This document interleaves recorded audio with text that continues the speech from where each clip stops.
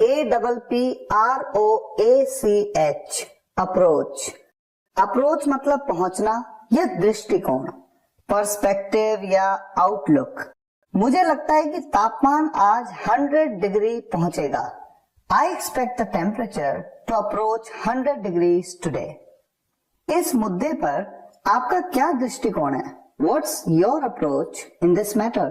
या फिर what's your perspective in this matter?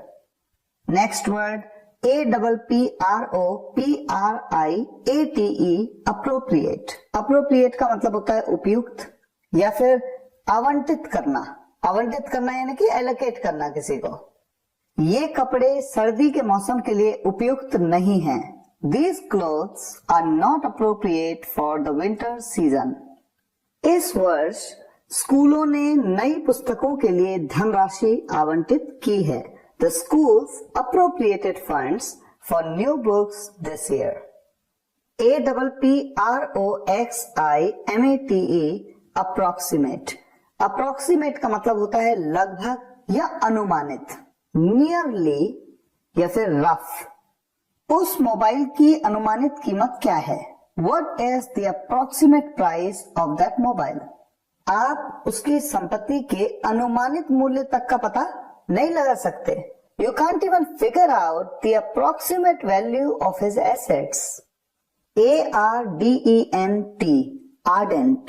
Ardent का मतलब होता है प्रचंड, बहुत ज्यादा या फिर कट्टर। मैं आपका बहुत बड़ा प्रशंसक हूँ। I am your ardent admirer. मेरे अधिकांश मित्र उस यूट्यूबर के कट्टर समर्थक हैं।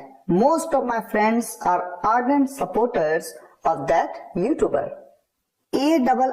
ARRANGE, arrange, व्यवस्थित करना या सजाना। पुस्तकालय में पुस्तकों को उनके आकार के अनुसार व्यवस्थित किया जाता है। Books are arranged in the library according to their sizes. Mohan ने आगंतुकों के लिए एक प्लेट में कुछ ताजे फलों को सजाया। आगंतुक यानी कि गेस्ट के लिए। Mohan arranged some fresh fruits on a plate for the visitors. ARROGANT, arrogant. arrogant का मतलब होता है अहंकारी या घमंडी। उसके अहंकारी व्यवहार को कोई बर्दाश्त नहीं कर सकता। Nobody can put up with her arrogant behavior. कोई भी महिला उतनी घमंडी नहीं जितनी वो है। No woman is as arrogant as she is. Next, as a corollary to that, ये एक फ्रेज है बहुत ही interesting. As a corollary to that, जिसका मतलब होता है परिणाम स्वरूप।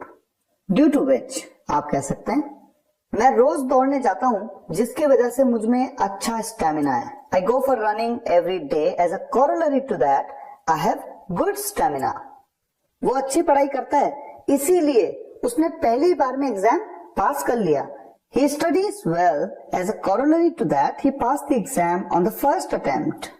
Next, as a result, ये कंजंक्शन है। इसका मतलब होता है नतीजतन या फलस्वरूप। ड्यू टू विच आप कह सकते हैं शहर में भारी प्रदूषण था। नतीजतन परीक्षा में देरी हुई।